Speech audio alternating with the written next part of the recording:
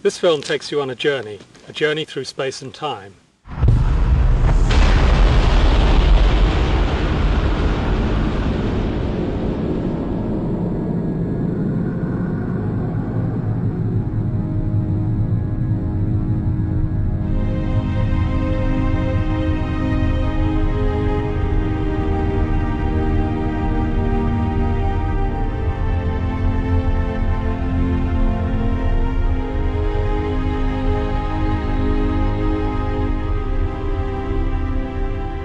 I want to tell you the story of an instrument that has vastly improved our view of the skies, sharpening our perception of the universe and penetrating ever deeper toward the furthest edges of time and space.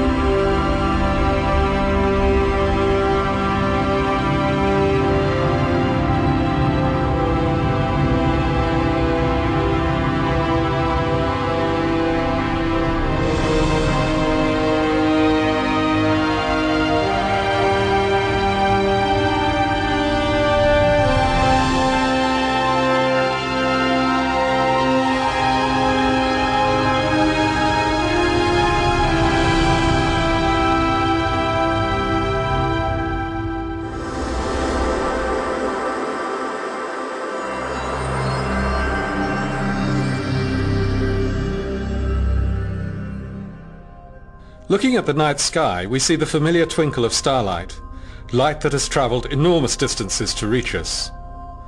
But we're not seeing the stars themselves flicker. The universe is gloriously transparent. The light from distant stars and galaxies can travel unchanged across space for thousands, millions, even billions of years.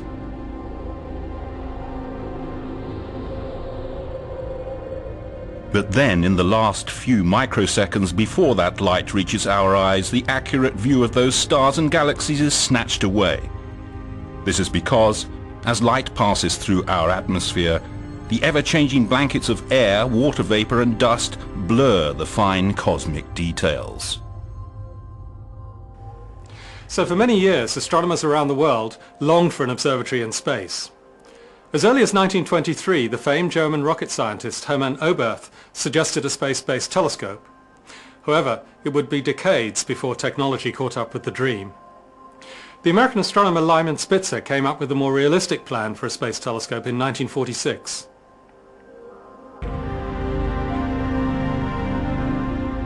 From a position in space above Earth's atmosphere, a telescope would be able to detect the pristine light from stars, galaxies and other objects well before it was distorted by the air we breathe. The result? Much sharper images than even the largest telescopes on the ground can achieve. Images limited in sharpness only by the quality of the optics. In the 1970s, NASA, the National Aeronautics and Space Administration, and ESA, the European Space Agency, began working together to design and build what would become the Hubble Space Telescope.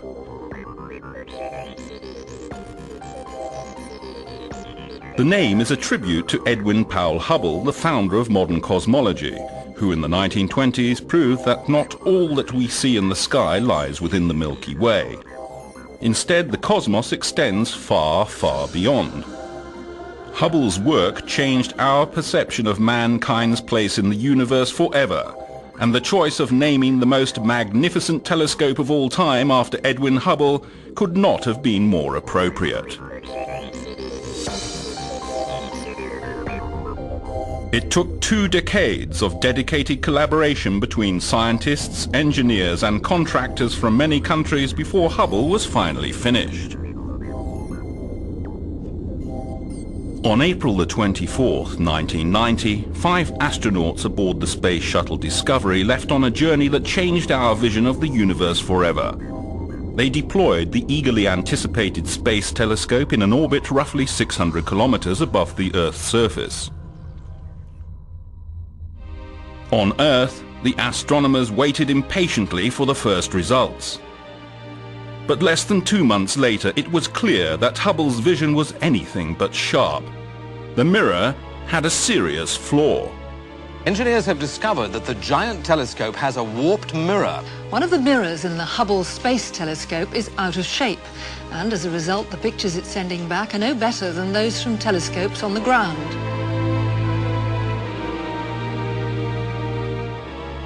A defect in the shape of the mirror prevented Hubble from taking sharp images. The mirror's edge was too flat, by only a mere 50th of the width of a human hair. But to accomplish its mission, Hubble had to be perfect in every tiny detail. The disappointment was almost too great to bear. Not only amongst astronomers, but also for American and European taxpayers. Nevertheless, over the following 2 years, scientists and engineers from NASA and ESA worked together to design and build a corrective optics package named COSTAR, for Corrective Optics Space Telescope Axial Replacement. Hubble's masters now faced another tough decision. Which science instrument should they remove so that COSTAR could be fitted to Hubble? They eventually chose the high-speed photometer.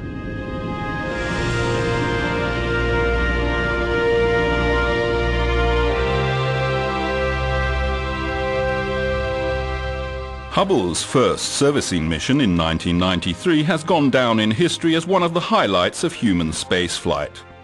It captured the attention of both astronomers and the public at large to a degree that no space shuttle mission since has achieved. Meticulously planned and brilliantly executed, the mission succeeded on all counts.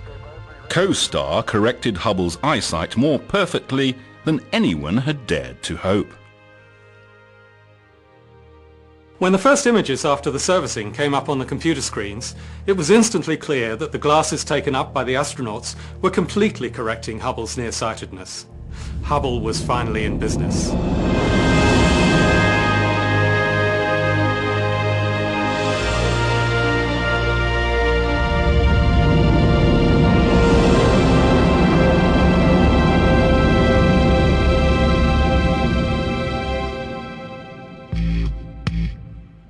That was only the first time the space shuttle visited Hubble. The telescope was designed to be upgraded, to keep utilizing new capabilities. When more advanced instruments, electrical or mechanical components became available, they could be installed. Plus, just as your car needs servicing, so Hubble needs tuning up from time to time. Engineers and scientists periodically send the shuttle to Hubble so that astronauts can upgrade it using wrenches, screwdrivers and power tools, just as your mechanic does with a car. There have been 4 servicing missions so far, in 1993, 97, 99 and 2002, all undertaken by astronauts transported into space by NASA's Space Shuttle. The next one was supposed to occur in 2005, but was unfortunately cancelled in the aftermath of the tragic Columbia crash. Hubble's future is uncertain. It was originally designed to operate for 15 years, but it's now expected that its life could be extended to 20 years. Hubble is still producing the most astonishing results astronomers have ever known. Hubble's important mission will eventually come to an end. An unmanned probe will link up with Hubble in orbit and dock with it. When leaving Hubble, the robot will leave behind a rocket module so that after some more years of fruitful observing, engineers on the ground can activate these rockets to control Hubble's final descent into the atmosphere and to a peaceful final resting place in the ocean.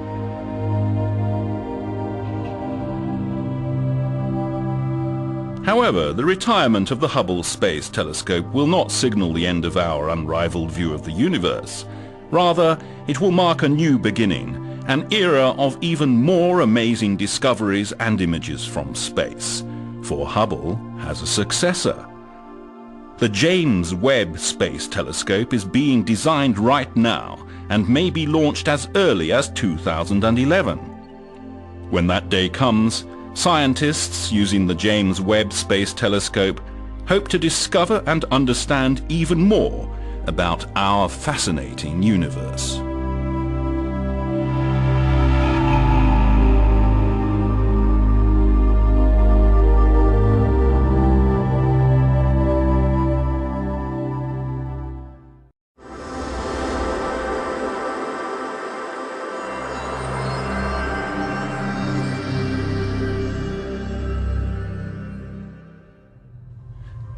Hubble is an upgradable space-based telescope orbiting at almost 600 kilometers, placing it well above most of our image-distorting atmosphere. It takes about 97 minutes to complete each orbit.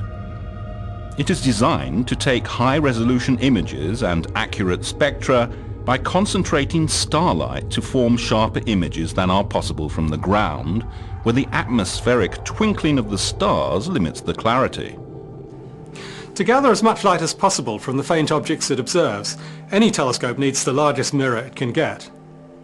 Despite Hubble's relatively modest mirror diameter of 2.4 meters, it's well able to compete with ground-based telescopes having mirrors that are 10 or 20 times larger in collecting area.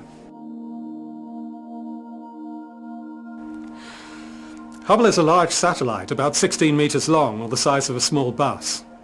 It's also one of the most complicated pieces of technology ever built. It contains over 3,000 sensors that continuously monitor the status of the hardware, so that technicians on the ground can keep an eye on what's happening. Time on Hubble is a precious commodity. Astronomers around the world regularly ask for much more time than is available. Keeping Hubble operating 24/7 is no small task. Not a second must be lost, and all operations, from observing to the so-called housekeeping tasks, such as repositioning the telescope or uploading new observing schedules, are meticulously planned. For astronomers, the most important components of Hubble are its scientific instruments. There are two groups of instruments in Hubble, here and here. The different instruments serve different purposes. Some are for making images. Some are designed to dissect the light from the stars and galaxies by spreading it out to form a rainbow-like spectrum. Hubble's unique vantage point in space makes it capable of observing the infrared and ultraviolet light that is otherwise filtered away by the atmosphere before it can reach telescopes on the ground. These forms of light reveal properties of celestial objects that are otherwise hidden from us. Some instruments, like ACS, the Advanced Camera for Surveys, are better for visible and ultraviolet observations. Some, like NICMOS, the Near-Infrared Camera and Multi-Object Spectrograph, are best for infrared observations.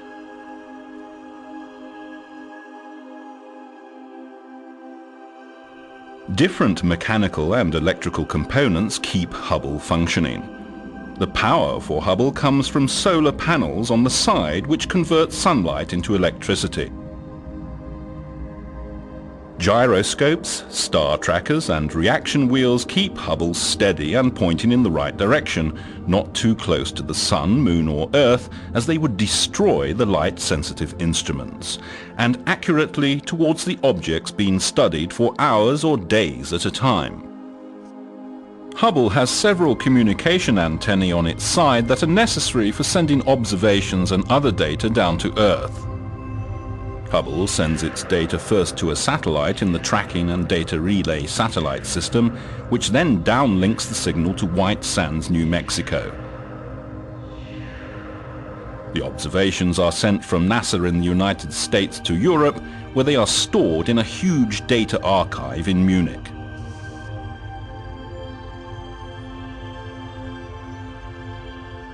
No single nation could undertake such an enormous project. Hubble has been a major collaboration between NASA and ESA, the European Space Agency, from an early stage in its life. Hubble has been of paramount importance to European astronomy. European astronomers regularly win more than 15% of the observing time with Hubble, resulting in several thousand scientific publications over the years. Two groups of European specialists work with Hubble. There are 15 people from ESA currently working at the Space Telescope Science Institute in the USA, and 20 others make up the Space Telescope European Coordinating Facility in Munich, Germany.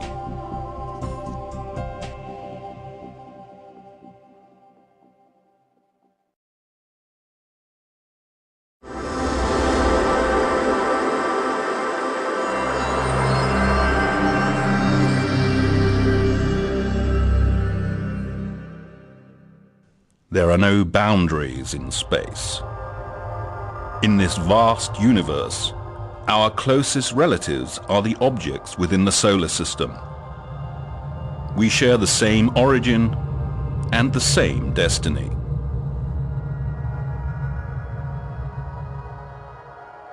Our solar system was formed about 4.5 billion years ago from a huge gas cloud. Ironically, it could have been the deadly force of a thermonuclear blast from an exploding star in the vicinity that triggered our creation.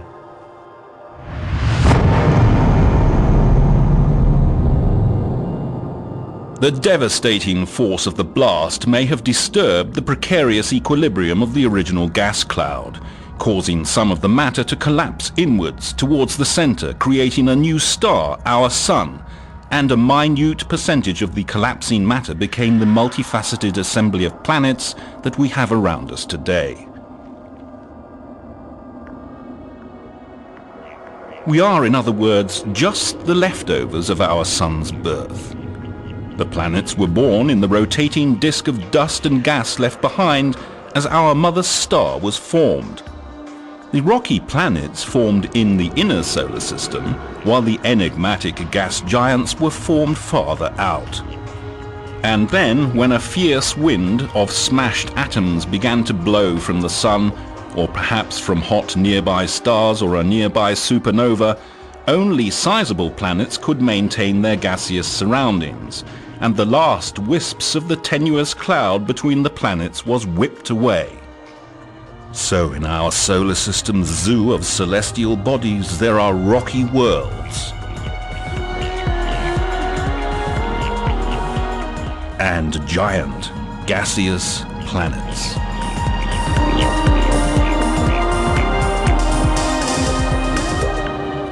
Even now, there's no exact estimate of the amount of matter, or even the number of planets that exist in the solar system. Since Pluto's discovery in the 1930s and its satellite Charons in the 1970s, astronomers have been trying to figure out if there's anything else out there beyond the 9th planet.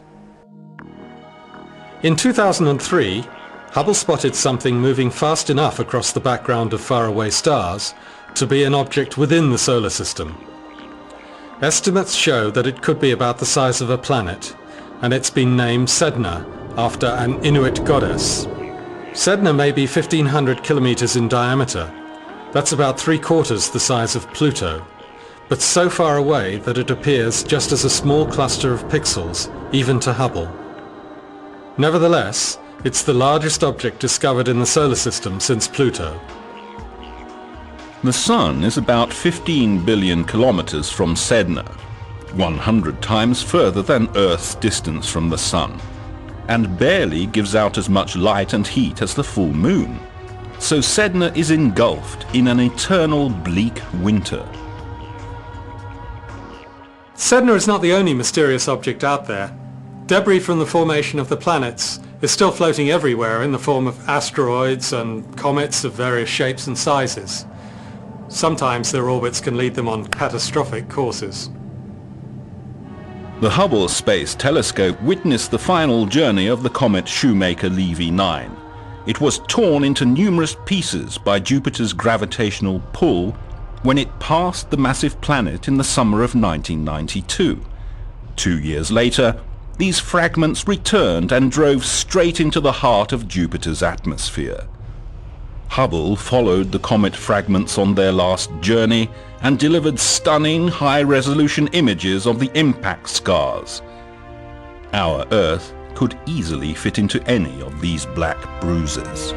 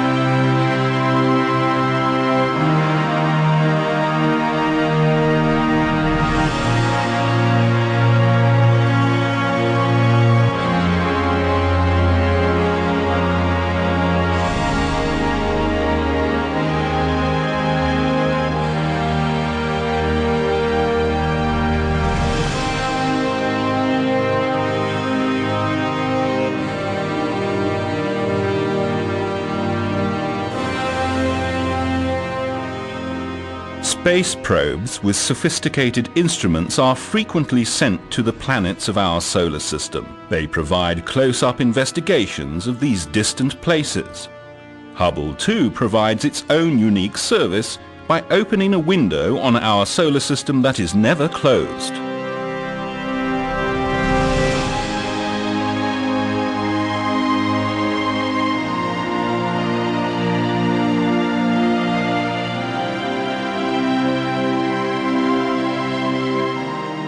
We've gained unprecedented views of storms on other planets, their changing seasons.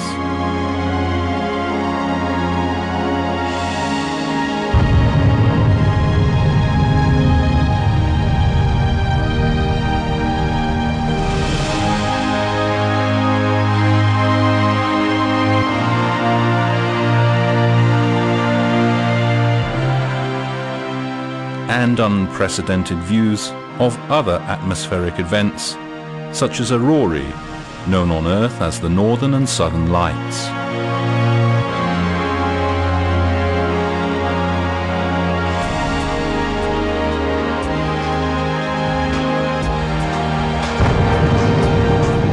Even though the solar system clearly has many more surprises in store for us, Hubble has also turned its eye out towards other stars looking for planetary systems. Astronomers are beginning their search for life elsewhere in the universe. To start with, they are concentrating on finding Earth-like planets.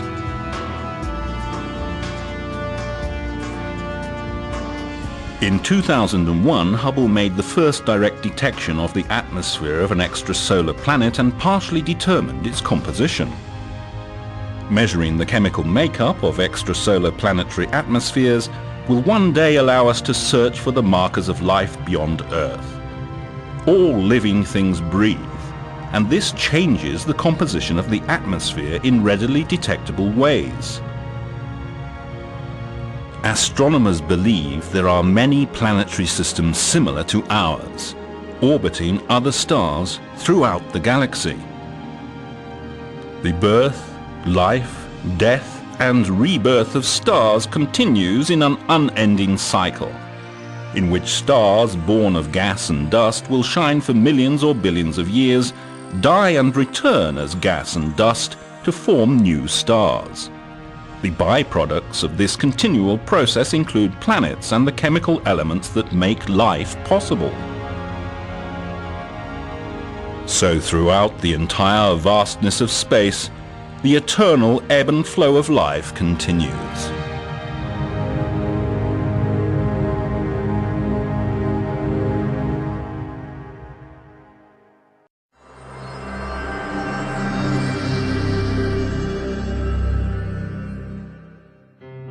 Our Sun, that vital source of energy for life on Earth, is a star, a totally unexceptional star, just like billions of others that we can find throughout the galaxy.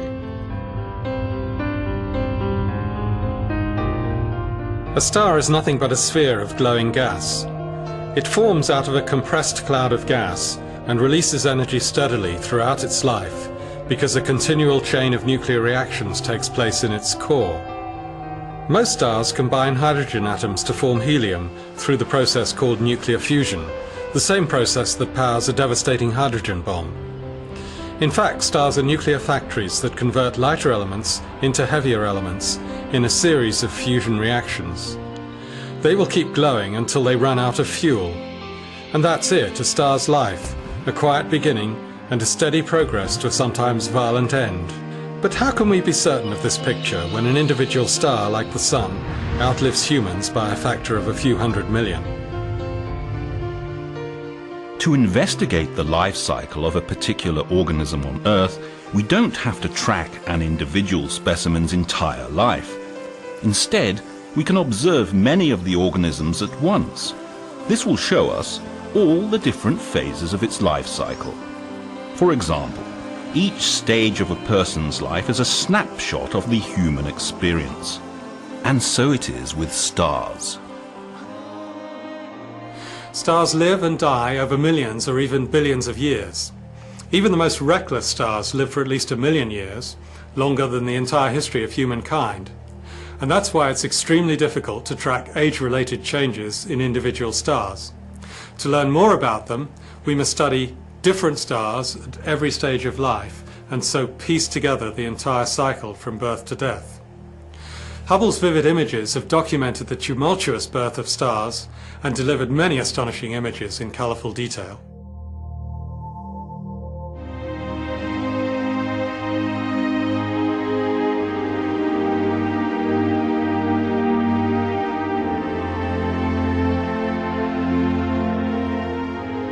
The birth of stars in neighbouring stellar maternity wards can be used as a time machine to replay the events that created our solar system. Hubble has often had to work hard for this information, because these important clues about our genesis lie hidden behind the veil of gently glowing, dust-laden molecular clouds where stars are formed.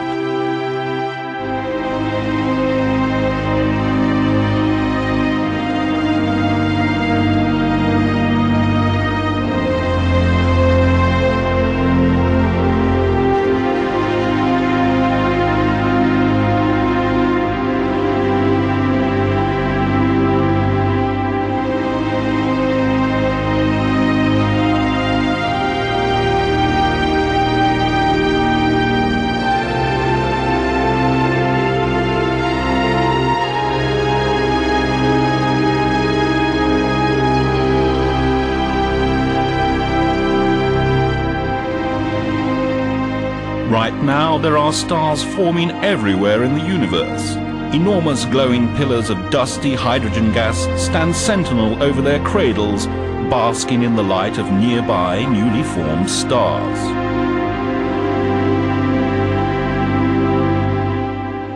Hubble's ability to observe infrared light enables it to penetrate the dust and gas and reveal the newly born stars as never before.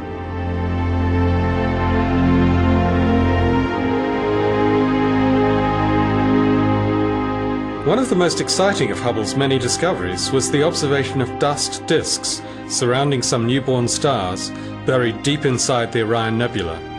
Here we are actually seeing the creation of new solar systems where planets will eventually form, just as they did in our own solar system 4.5 billion years ago.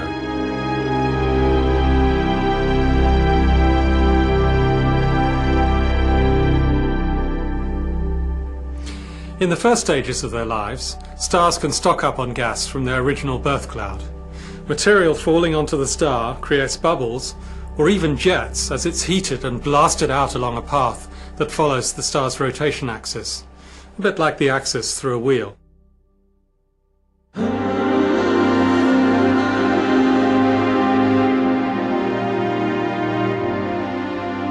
Often, many stars are born from the same cloud of gas and dust. Some may stay together through their whole lifetime, keeping step as they evolve, like childhood friends that you keep for life. The stars in a cluster will all have the same age, but will have a range of different masses, and this means that very different destinies await them.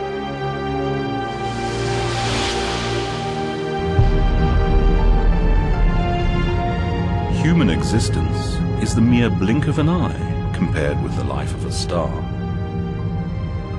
So the direct observation of a transition between different stages of a star's life can only come about by lucky chance.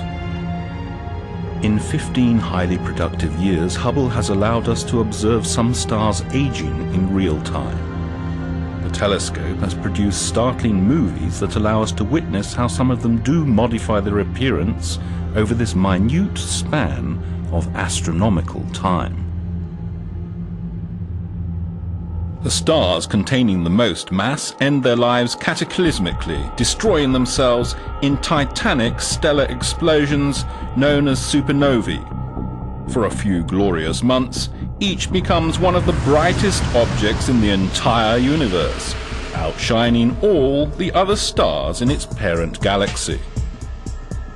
Since its launch in 1990, Hubble has watched the drama unfold in supernova 1987A, the nearest exploding star in modern times. The telescope has been monitoring a ring of gas surrounding the supernova blast. Hubble has observed the appearance of bright spots along the ring, like gemstones on a necklace. These cosmic pearls are now being lit by supersonic shocks unleashed during the explosion of the star.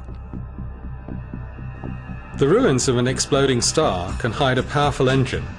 Hubble has probed the mysterious heart of the Crab Nebula, the tattered remains of an exploding star, vividly described by Chinese astronomers in 1054, and has revealed its dynamic center.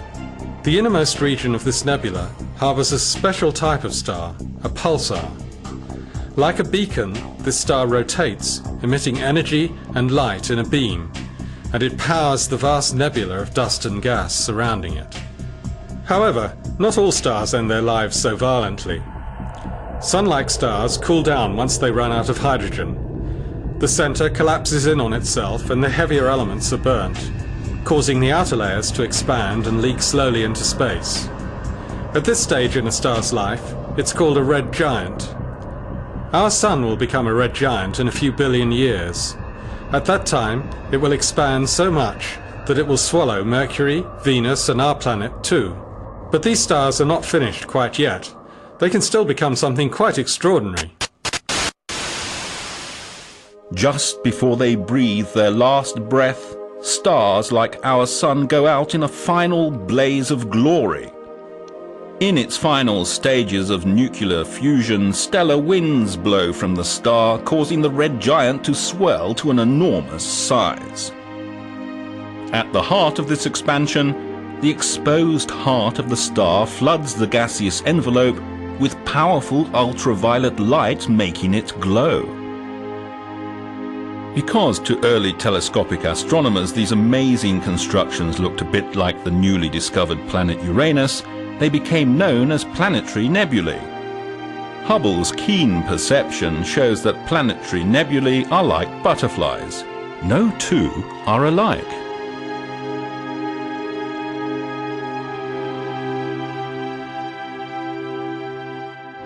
Hubble's dazzling collection of planetary nebulae show surprisingly intricate glowing patterns. Pinwheels, swirling jets, elegant goblet shapes, barrel shapes, or even rocket engine exhausts.